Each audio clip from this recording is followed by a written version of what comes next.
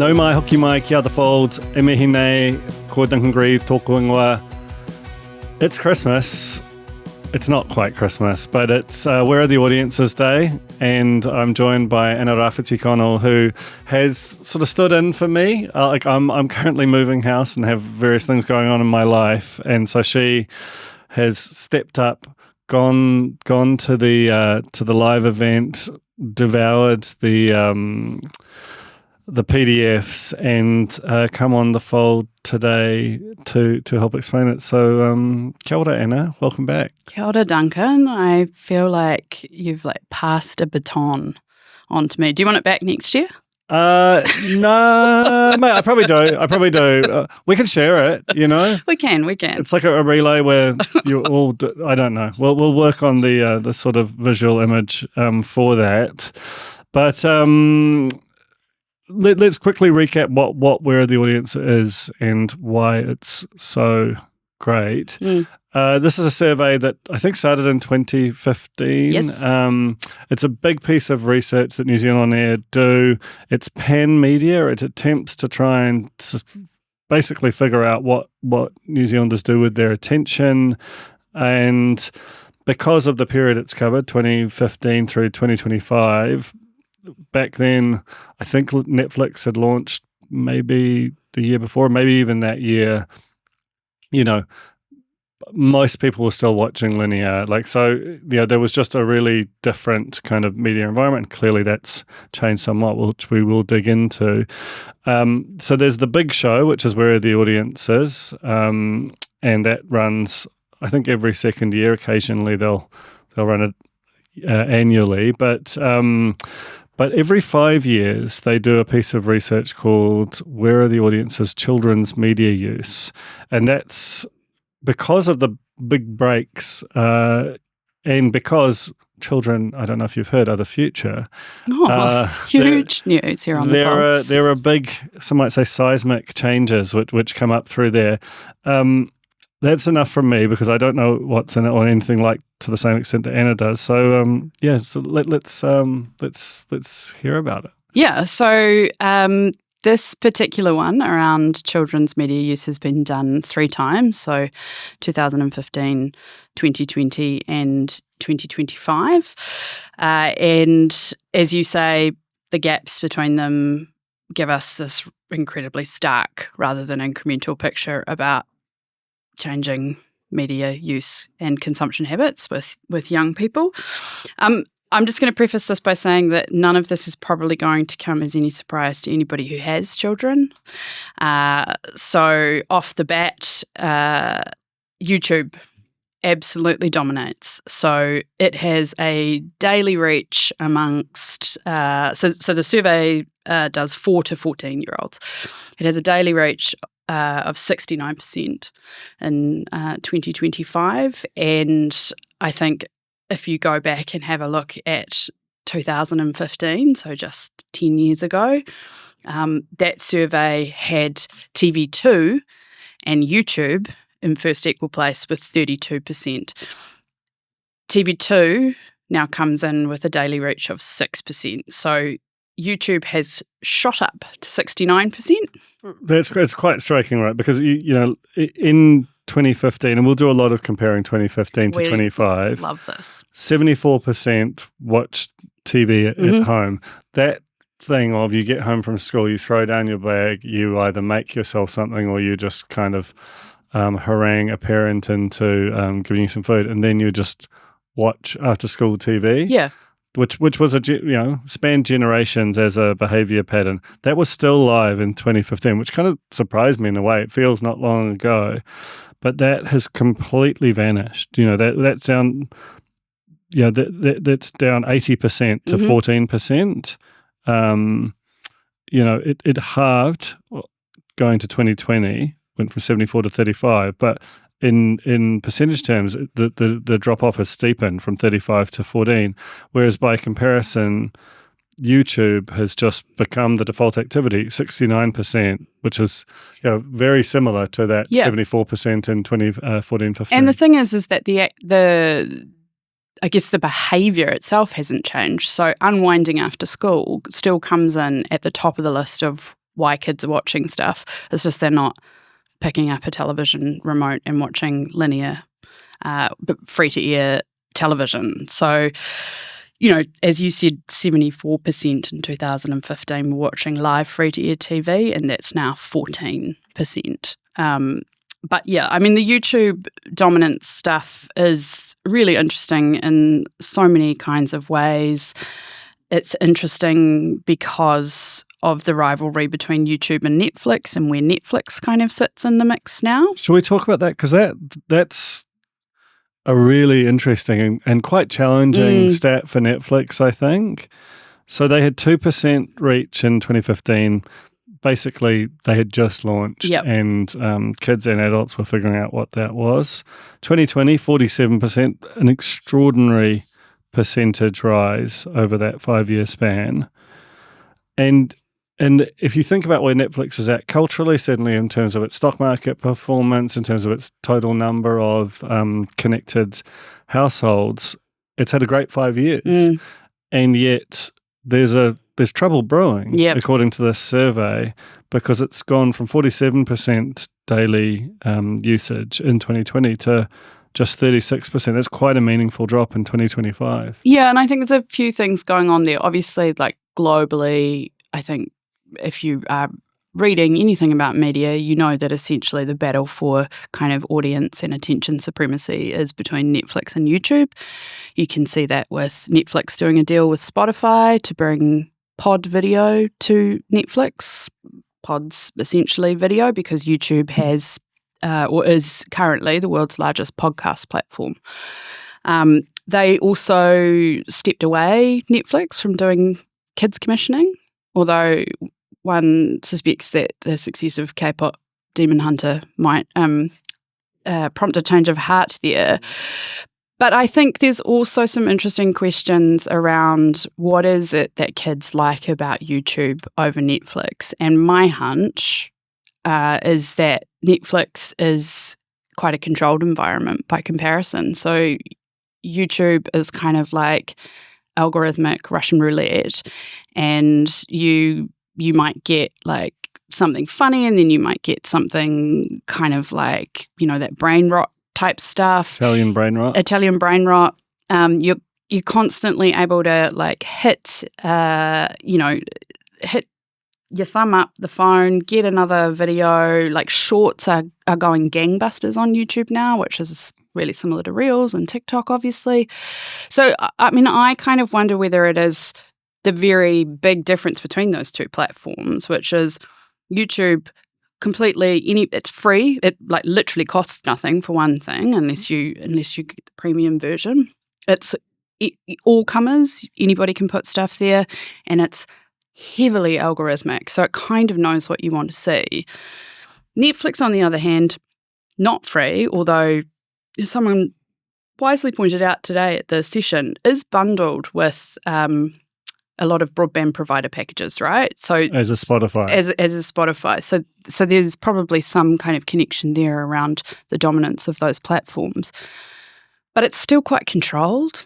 It's algorithmic, but it's not, there are standards. You have to be commissioned to be on Netflix. Exactly. You can't, I mean, YouTube's a user-generated content platform, and Netflix is still trying to be a place for professionally produced content, and that is the big differentiator. The thing that's interesting as well, right, is, I don't know if it went into this, but how many of those children, and especially in the older cohort, actually have their own device, and therefore their YouTube usage is on a phone or an iPad versus the family TV, and it might be that having more autonomy probably increases your shorts consumption, but certainly would allow for you to choose your own thing. Whereas, a parent can make an attempt to kind of gate off YouTube from the family television, but they got no show, or like the kid's likely to have more ability to kind of figure that out on a device. So that does come through in the research, which essentially, I mean, the great thing about it is that they've got overall figures, but then they chunk everything out into the age groups, so 4 to 8, 9 to 11, 12 to 14, and essentially the family television, the smart TV, is kind of the main platform for those younger age groups. And then 12 to 14-year-olds, they're all on their own phones. Yeah. And so it's that collective, shared, more monitored experience versus just whatever you like. When one thing, just returning to your point around the sort of, the way that Netflix is quite controlled and YouTube much less so as a platform. If I think about my own kids' consumption, particularly when they were younger, or in one of those cases still are relatively young, a lot of it is kind of basically gaming related content. Yeah. It's like professional YouTubers who operate entirely in Roblox, or even in a particular Roblox game, or they might be doing kind of talking over while playing a Switch game or something like that. So it connects up to another big trend in terms of attention for young people, which is the rise of gaming as a genre. What does the data tell you there? So gaming is featured strongly in this research. I always find it interesting because it's kind of like it never seems to get talked about, given its sheer weight and kind of audience size as much as other forms of media. But so, yeah. It's harder to talk about in some respects. Yeah. I think Roblox, because it's a bit more user-generated, you can, but mostly it's like, I have a platform, I have some games, I really, really like them. But beyond that, there's not a kind of a, what does this mean, cultural conversation that can happen. Maybe that's a gross oversimplification, but most people's relationship to their game or games is more personal and less talkable. I mean, I only know about the games my husband plays. He's a big gamer when they get turned into television adaptations. So, it's like, I don't want to listen to him talking about them. But so 39% of that age group are playing games online, and then it jumps again to 55 for 12 to 14-year-olds. And as you say, there's also that huge pipeline, with Twitch or live streaming on YouTube, and then social media influencer and creator following in that kind of space. So it's pretty all-encompassing. It all knits together. I mean, like I know that the younger cohorts probably in that, 9 to 11 and 12 to 14, like a lot of what, might historically have been outdoor type play now seems to happen, like role playing within Roblox with like a Discord server live on the side is a very typical kind of behavior there. And you can see that, manifest in different ways in this data. You can also see how that really connects up into the kind of lawless UGC internet so much better than the controlled TVNZ Plus and Netflix internet. And they might develop those habits later in life as they get older, and I'm sure some will. But I don't think you can take it for granted that the YouTube generations and the Roblox generations are going to grow up and just adopt platforms which they are actively choosing against while they're kind of preteen, early teen. Yeah, and I mean, look, we've talked about this many, many times. Obviously, something like YouTube has enormous advantages. The social media video platforms, they started when they started. Everybody else has got all this sort of legacy stuff that they've kind of got to deal with, and then also cater to, this entire audience is never watching us here. We've got to kind of be over here as well. And I think in a country like New Zealand, that gets even trickier when you add scale and commerciality into it. I think the stuff around local content viewing in this survey, a lot of it points to issues of like a lack of awareness and discoverability. So that's where, again, YouTube has an enormous advantage because it's A, owned by the world's largest search engine, and B, has a mighty powerful algorithm kind of just clocking everything you're doing there. So the viewership of local content or viewing of New Zealand content is down from 59% in 2020 to 44%.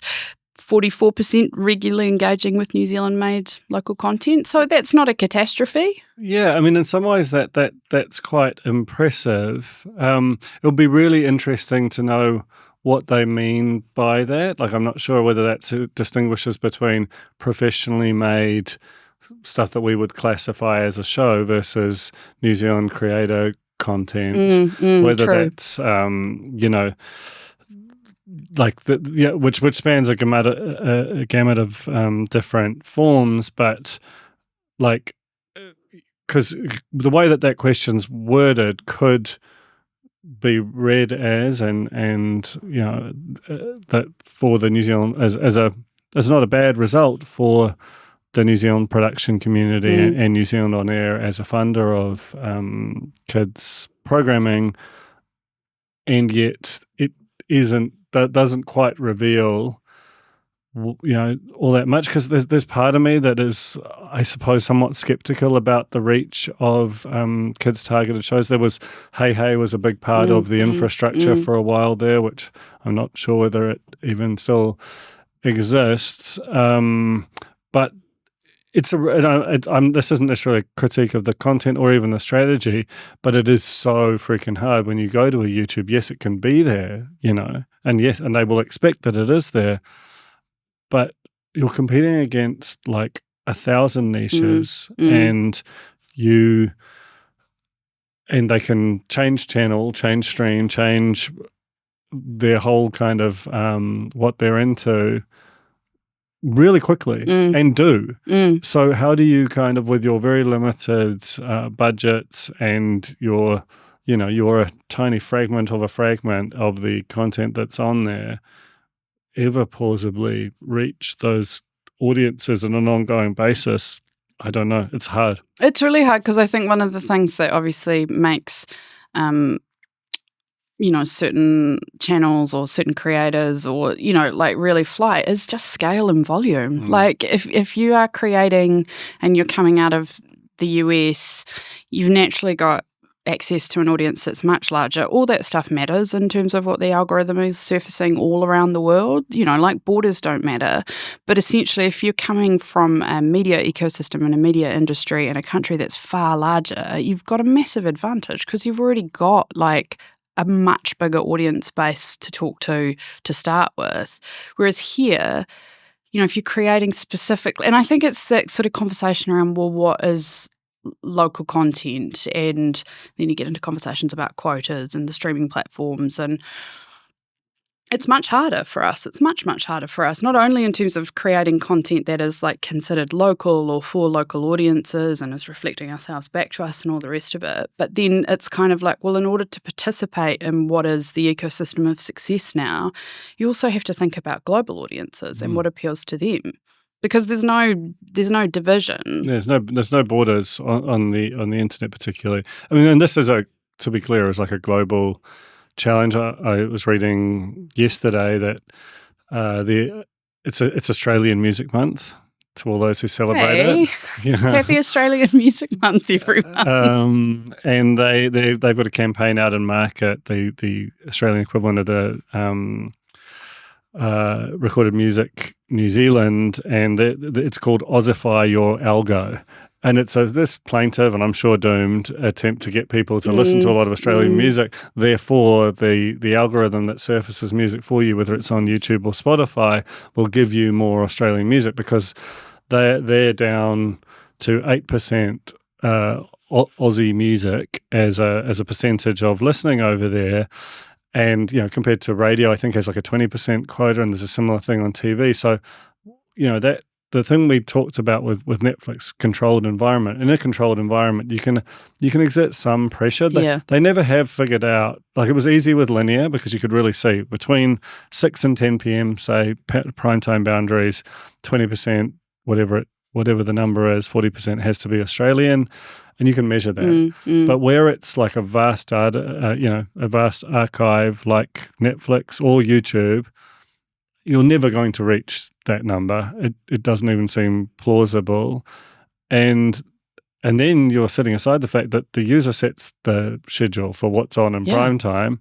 So if they're just like, cool, I'm glad that there's this pile of Australian stuff in the corner, but I am absolutely not engaging with it. Well, what do you do then?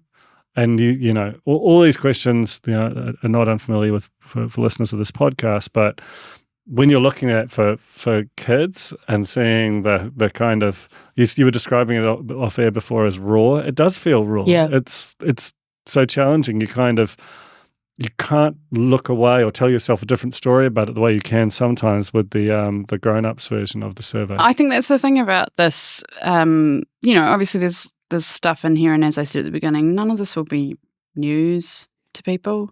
You know, with I was telling someone about the 69% kind of daily reach stat for YouTube, and the question back was, well, what are the other 31% doing? So ubiquitous as, you know, like they're probably gaming, to be honest.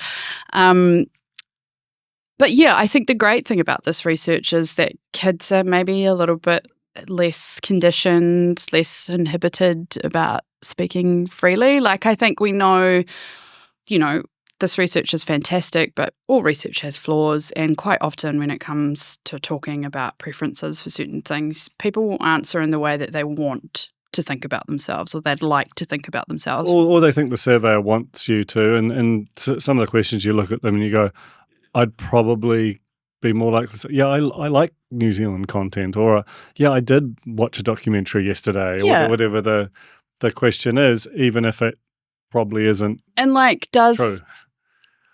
I mean, to the definition of New Zealand content, you know, like who like would those people know, or you know, would kids kind of know? I think it's that thing where researchers, yes, it's got to be rigorous. It's got to be things have got to be able to be categorized and all the rest of it. And yet we know that the media environment for adults is a mess and hard to talk about. And so for kids, it's like, you know, they're just like, we're just watching this thing and it's cool and it's fun and I don't know what it's on. You know, how do they do that actually? Like, just did they talk about methodology? Like, because you can very easily imagine surveying a 10-year-old or a 14-year-old, 4-year-old. I'm like, man, I just want them to be able to like not throw food at me. Like, what's they going do on? go into the methodology of how they did it. Obviously, people's parents and caregivers were involved, and they did like qualitative and quantitative research. So they've got numbers, and then there's apparently a massive back catalogue of the qualitative stuff, which would probably be really interesting to go through at some point. But yeah, I mean, kids say the darndest things, don't they? They sure do, famously. So there's a few different things I want to hit quickly. We've talked about the YouTube collapse of live TV. There's a stat about smart TV penetration rising from 22% to 82%, which underlies all this, because in the old world, 2014, that non-smart TV, the dumb TV, at 78%, that was a default linear television. Yeah. And a smart TV is a default streaming television. Well, it's the internet, right? Yeah. Yeah. Yeah. But what does the TV naturally want to give you? Yeah. Like, I don't really know how to turn on linear television on a smart TV. I don't know. I don't think my TV's got it, does it? I certainly, if I do, I don't know how to do it. Actually, this comes up every time there's some sort of live sport thing occasionally that I might want to watch. And I remember the last time we tried to attempt it, I went to the hardware shop 3 times to try and buy the right, like, you know, how the plugs are male, female into the aerial thing? Yeah. I don't know what I was doing. 3 trips just to watch some cricket. Honestly, Duncan, I don't know where those channels are on my TV or how I get to them. Or if they are. And so it becomes, like, this is, to be clear, this is user preference, but it's also technological determinism. Like the devices tell you what you should be doing. Yeah. It turns out it's what you want to be doing. But it becomes really hard to even do the old thing, which is still, as I say ad nauseum, the primary economic driver for TVNZ and 3. And that's where that like mention of TV2 in 2015, like a TV channel. Yeah. And, you know, the kind of equal reach it had with YouTube. And then now it's like, the concept of a channel, you know, as opposed to apps. You know, I use one remote and it's my Apple TV one. Yeah, yeah. So, great. yeah. Can we talk about radio?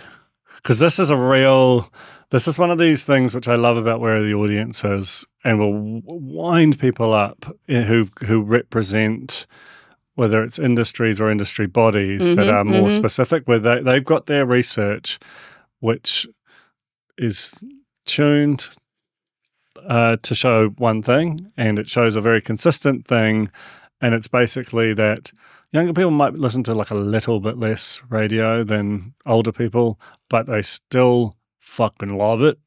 And and then you see a survey like this, and for linear TV and for radio, it looks completely different to the data which comes out of survey. And I'm not saying which one's correct. I have my suspicions, if I'm honest, but there is always just such a gulf that it feels like it deserves, people to to kind of have a look into that, and certainly to be a bit have their appropriate assumptions and skepticism around numbers you see out of any industry. So radio household access. Radio household access has gone from 84%. That just means like you've got a radio in your house, which weirdly, back in the day would have been like, of course you have a radio in your house, that's really free. And it's now at 40%. Daily reach / access. So that means access in this context. Now, that doesn't mean that you don't listen to the radio. There's still radio in cars. There's still kind of radio in workplaces, though I don't know how many children are going to work. We'll try and get the data on that. More is what it should be. Yeah, I mean, the device stuff, obviously, in terms of people not having things like DVDs or people not having, I guess, players for tangible media artifacts, and then people just not having radios. And I guess the thing is like your TV is also a radio and your phone is a radio now. Like it's just streaming audio, and yes, you can listen to that via iHeartRadio or the media app, but most people are, Spotify's gone from, in terms of audio, 2% in 2014, again, kind of just emerging into the market, to 25%. And this is with children, right? Yeah. Yeah. So, and again, if you look at the age band we're talking about here, 4 to 14, the younger part of that almost certainly don't have a device. They're much more likely to older, but to be able to kind of have, Spotify is very much a personal device service. Yes, you can listen to it on a TV, and certainly you can in a car through your parents' account, but that is probably almost an undercount of how big it is for the 12 to 14 and then 15 plus demos as well. Social media usage is a really interesting one, right? Yeah. The net daily reach from 2014-15 is listed as highly fragmented. Obviously, you would hope so as well, because do we really want our 4-year-olds on social media? No, ideally not, to my mind. 2020, so this is all services, was 30%, down to 24% by 2025. That's quite a marked drop-off. It's also, I think it parallels a rising level of parental concern about what kids are seeing on social media, and the current rise of the before 16 campaign and the members' bill to kind of mirror Australia's ban, which comes into force next month. So there is a general disquiet around giving kids kind of ungated access to all of the horrors of social media. That is, it's a hard thing to control your kids on phones, to be clear, and I think they deliberately don't make it easy at times, but clearly it is happening with some parents, or maybe I don't even know if it's where the kids have autonomy if they can tear themselves away, but that's quite a steep drop, right? Yeah, it is. Also, I do kind of also wonder whether some of that is due to, they cite, e.g. Facebook as the example that is they gave as social media in 2015. I think there's some real category blur. Yeah, that's a great point. And like social media, which we now can probably understand as kind of just TV or messaging. It's become a passive consumption, a passive video consumption kind of environment. Everybody has arguments, including YouTube itself, about whether or not it is social media. Meta has proclaimed that it is not social media due to, antitrust battles in the US. So I kind of wonder whether there's blur there. And also, I guess the thing is that actually you're not really supposed to have social media accounts until you're 13. Yeah. And we know that that's not true and a load of bunkum. Well, and also that the social media companies have really important standards that they really don't want to be enforced. Rigorously adhere to. Look, I think the key thing maybe with the social media stuff is that, yes, there's obviously a cohort within this research of 4-year-olds to 14 who are thankfully, God willing, not on social media. With 12 to 14-year-olds, TikTok's 31%, Snapchat's 30%. So that's still reasonable penetration. Then probably not on Facebook, but they're also on YouTube. I think that's the most important point, right? Is as social media has become, I mean, that even the term feels quaint now. It feels very sort of Facebook era, whereas user-generated content, which feels like a much more accurate way of describing the current world. That's Instagram, that's TikTok, that's YouTube, and they all basically they're effectively entertainment devices with, Instagram still has a semblance of a social social graph, in terms of, you'll see content from your friends. TikTok, very limited. YouTube, borderline non-existent, but still basically performing the same function. But as you say, messaging is massive amongst this cohort, and that will happen through Discord, through Instagram, through TikTok, through Snapchat, which is massive in this group, and across and between those apps as well. And so there are some of these questions where you're like, that just doesn't really get to the nub of the thing. Yeah, I think that's the thing, is like social media is becoming a bit of a misnomer anyway. I think particularly in that 12 to 14-year-old cohort, based on what I've heard anecdotally, there's super sophisticated usage and obviously concerning because they don't have fully formed prefrontal cortexes and all the stuff you and I have talked about before, but like they're navigating that world in this kind of quite complex, frankly to me, stressful way, where they have multiple accounts across multiple platforms.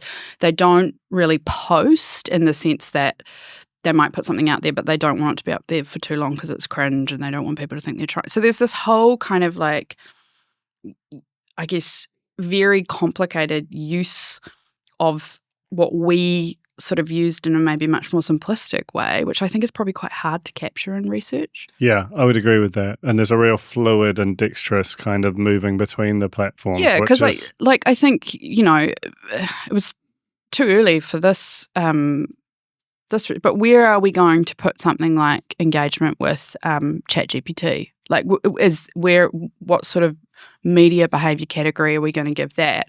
Yeah, is that more like, Gmail, or is that more like YouTube?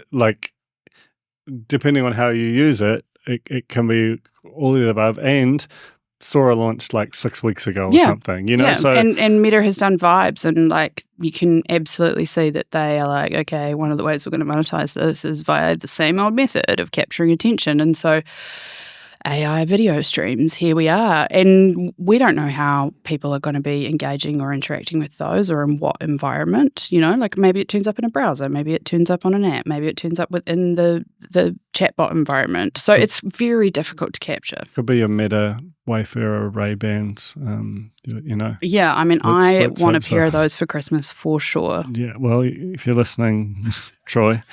Anything else that leaped out before we move on to the second great piece of local research of the week? Yeah, look, I think,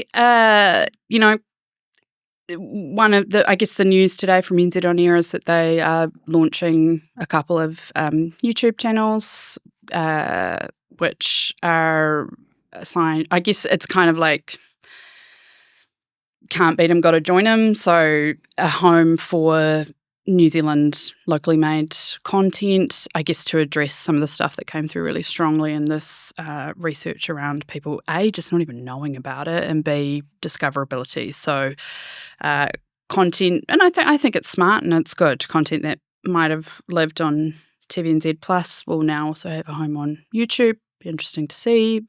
I don't know, like how episodic kind of television goes in that kind of heavily algorithmic environment. And there was some really kind of heartening stuff around Te Reo Māori content. And again, this is what's great about doing research with kids is like they were all really kind of massively enthusiastic about the value of that to them, both kids who whakapapa Māori and kids who don't. They find it exciting and interesting, and they learn things. And so I think that's all really heartening. Obviously, there were people in the room from Whakaata Māori and Te Mangai Pāho there, and this research was done in collaboration with Te Mangai Pāho. So, yeah, there's some good stuff. There's some positive stuff. I think even though we can get really bogged down in the what does it all mean? The behemoths and the global tech company domination, I think in acknowledging that audiences are really fragmented, it means that not everybody is experiencing the same thing at the same time all the time. So people are having good times and nice times as well. Yeah, I hear a lot of laughing out of kids on Roblox talking on Discord, and it's disconcerting, but you got to be careful to check your just kind of instinctive reaction versus what's a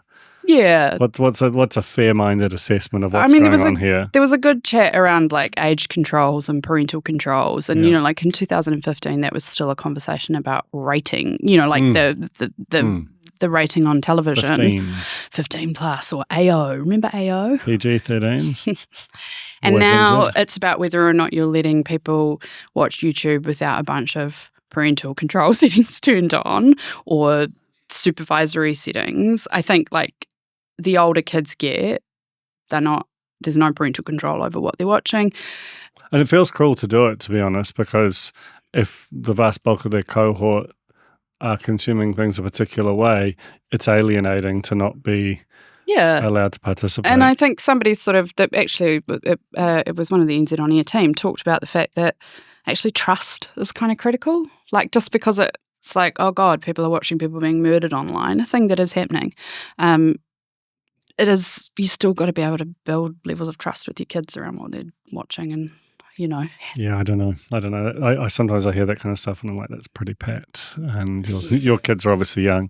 Let's talk about the BSA research. Yes. What did they do and why?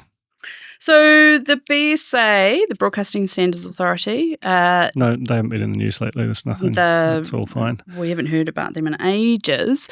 They did a Trust in News Media research report, which I think I've said enough times. People know my eyes glaze over when the topic of trust in media comes up because I think it's. I think they're poorly designed surveys. They just keep doing them. The AUT one, which is a relative of the Reuters one, which is done worldwide, asked some big questions about trust in media that almost no one could say, yeah, I just believe it all, because there's so many different platforms out there, and the definition of media is pretty kind of nebulous. So is the definition of trust. Yeah. So the two together is like, I think... they need to stop doing that survey. It's not binary yes, useful. No is not very useful. But having said that, the stuff from the BSA is quite useful because what they have done is been really smart, I guess, around mapping the issue of trust across audience behaviour and audience consumption habits, which we haven't seen. They've done really smart, I mean, this is real basic stuff, but smart categorisation of different things. Like I think when we see certain surveys, there's obviously the interests of certain bodies represented, and so the type of media that people are engaging with is categorised in certain ways. But these guys have just done simple, what are the news sources that you're using most often, broken it out by age.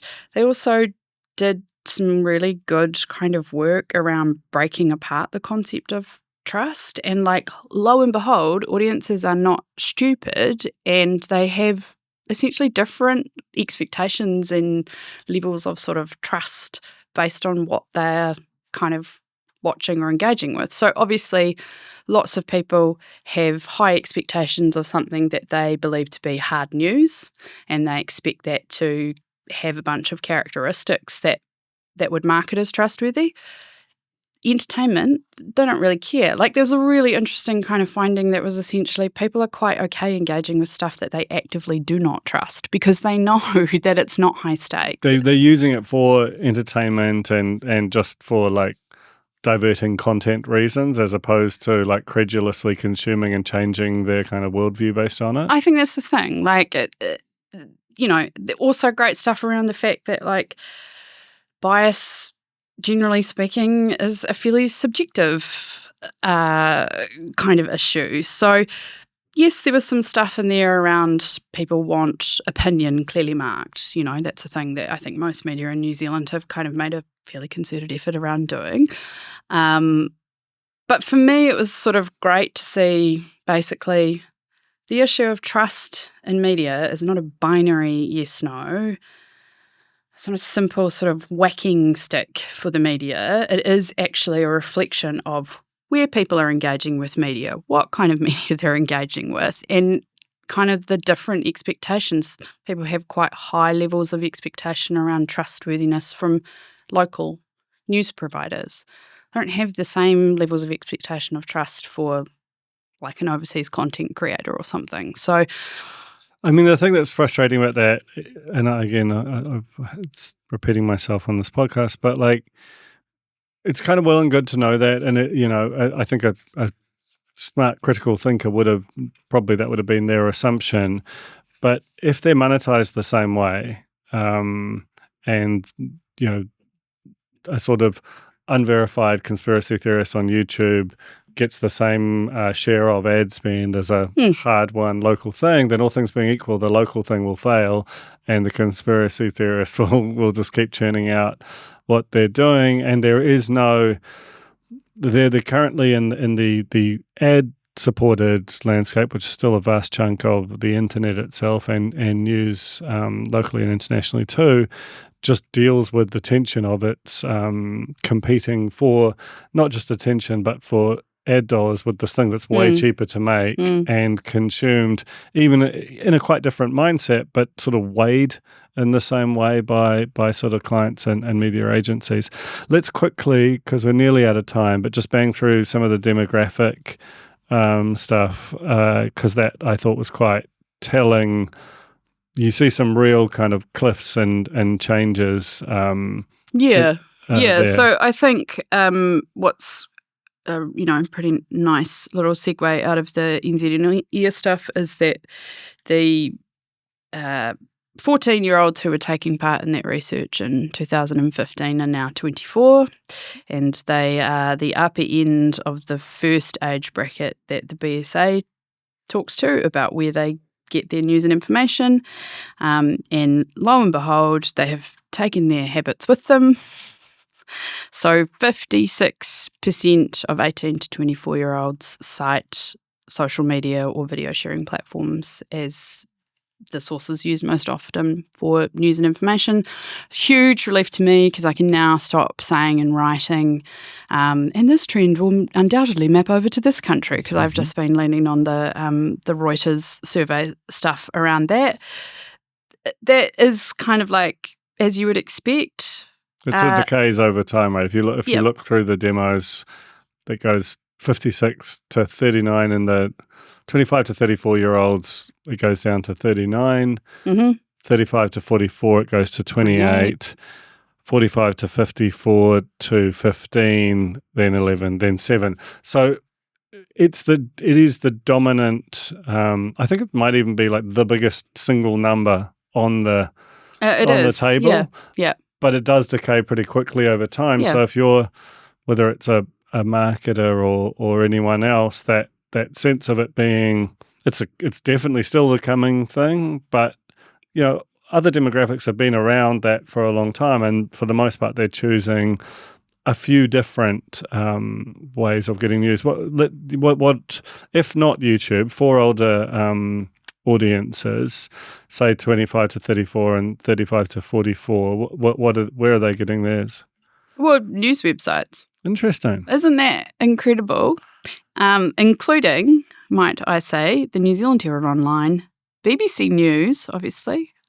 We live in a global world. Stuff, and the Spinoff. The Spinoff, name checked. So that's exciting for us. Love to see that. But I think that's a really good point, is that actually the next biggest number in terms of concentration within an age group is 55 to 64-year-olds, 38% of them getting their news from news websites, 34% for television for over 65s. I mean, I think we can overweight into talking about the habits of the young people, and we have just done that for about 25 minutes, 30 minutes. But there's, Let's talk about television, actually, because that number, given the strong ratings for TVNZ, manifested in the huge interest in Simon Dellow's retirement earlier this week as we record it. That was a prediction for us earlier in the year. Do you was remember it? That? Yeah. Oh, man, I remember so little, but I'm glad to hear it. Was that yours?